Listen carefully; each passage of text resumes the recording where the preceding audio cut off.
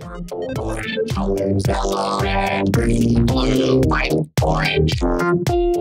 Composing Gloves here, and today we're going to be looking at a combination of pitch shifting and vocoding. It's a pretty cool track too. The track's name is called Colors, and in it I have a vocal that sounds like this. Red, yellow, blue, green, orange, purple, red, blue, and then the drop is also pretty cool. Let's come over here. Let's look at the drop real quick. Red, yellow, blue, green, orange,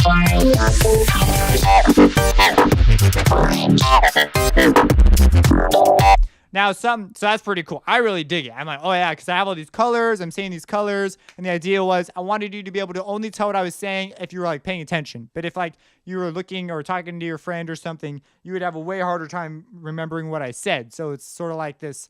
It sort of demands attention, but it's still groovy and cool just on its own, almost as a synthesizer. So that's what I was going there for. And some of these moves are sort of artistic endeavors. So I have stuff in here that doesn't make a whole lot of sense. But let's go ahead and dive into it. You can also notice that this isn't like a totally mixed thing. It's sort of all over the map. The faders are pretty much at unity. Another thing before we really quick dive into this is I'm not going to be explaining the fine details of the vocodex that I use, because there are too many details. So I'm going to instead direct you to my Vocodex series. I'll put a link in the description, and it's part of the FL12 effects series, and I cover what all the different parts that I'm automating do. Instead, we're going to be focusing on overarching concepts to create a dynamic moving vocal inside a track. So if I could touch it and automate it, I'm probably touching and automating it. I have two vocoders, but only one is doing the movement. So if we look at this here, I have a movement, and look at these guys. This one's moving. That was one of those moves that didn't make that much sense, but these ones make far more sense. So if I move them around, they're going to change the timbre while it's playing. Red, yellow, blue, green, orange, purple, red, blue, yellow, red, green. So these are helping to make the words sound the way that they do. And the way I decide these moves is I automated these. So that means that 4 of these things, I'm not sure if those were the actual 4. I believe it's the bottom 4. Yeah, vocodex, are all these guys. And they are basically manipulating filters, and this is sort of a performance control. That way, at any particular time, I get the word to sound the way that I want. So what I'm going to do now is I'm going to show you what my original stuff sounded like, and then we're going to get into more of the details about how this works, because it is a little dense. So let's come over here. First, I need to record my voice, right? So I decided to do this, and this has been taken off of everything. It's a clean vocal. Red, red, red, yellow, yellow. So I just went to town and had fun saying words and stuff. Now, there was one there where I like spazzed out a little bit more. Oh, it's at the beginning. Red, red, red, red, red, red. Yeah, I was having too much fun. Okay, and then I have a pitch shifted version of that. It's using the E mono 2, and it brought it down. Red, red, red, red.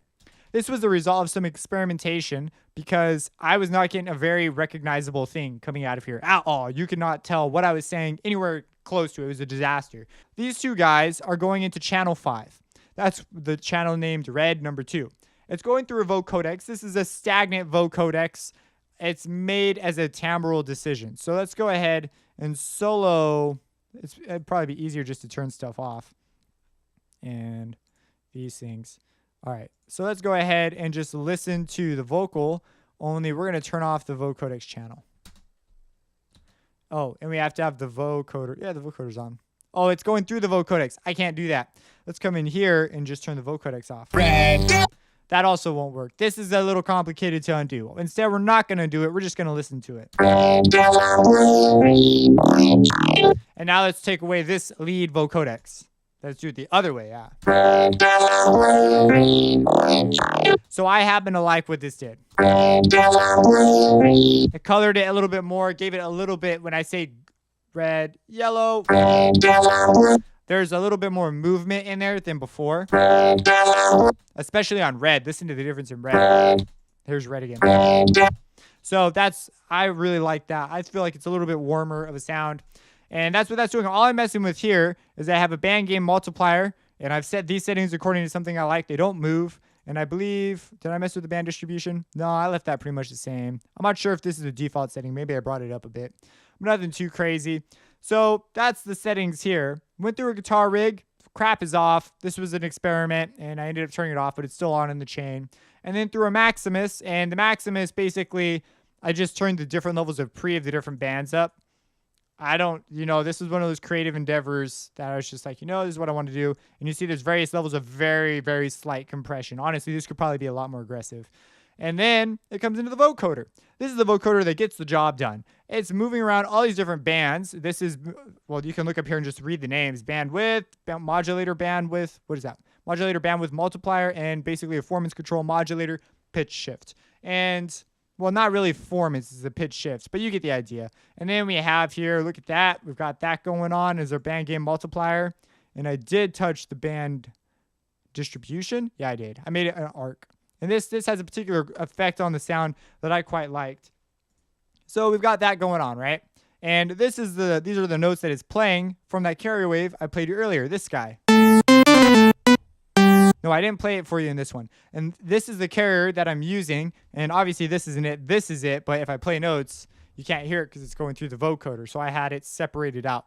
And so this is going, and if we look at this, I'm actually changing this as well. I'm moving it from a saw wave to a square wave, and I'm changing the harmonizer. If we play it and watch the knobs. So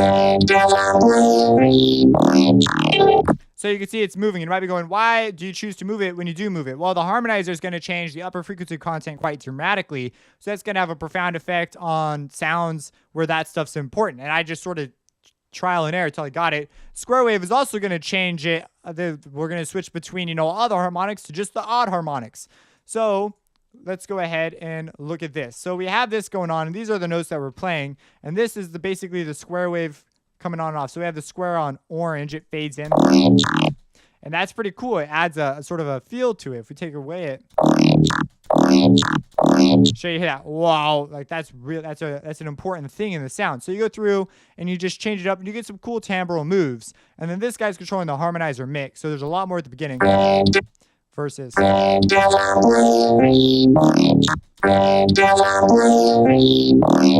the orange is a little darker, and you get stuff like that. It's subtle stuff, but it's stuff that really helps the sound along. And then, of course, we have all our modulator movement. If this all was gone, if we were to just mute this all.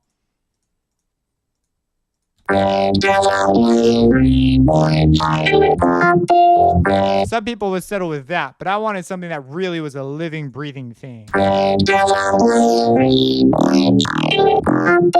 it adds just that extra little sparkle, those little organic movements that happen. So I'm sort of a nutcase, and we'll go ahead and automate all that stuff. But that's okay. It's okay to be a little bit crazy sometimes.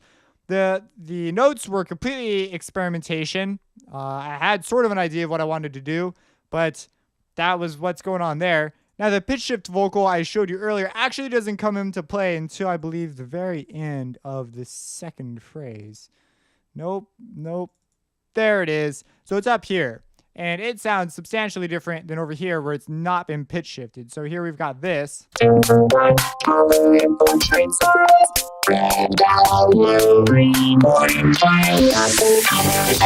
And so that's just sometimes those timbres help. So here, this is one pitch shifted down. And also on the last bit, you see I play chords. So that allows it to sound just a little bit bigger. Well, in this case, it's just a harmony. No, it's a chord. I have notes up here. The power chord into a major chord. So it's like, oh, look at that.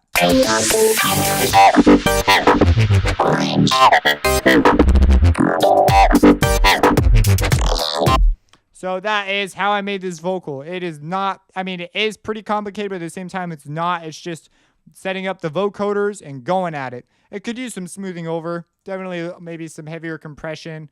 But it's more or less pretty much there.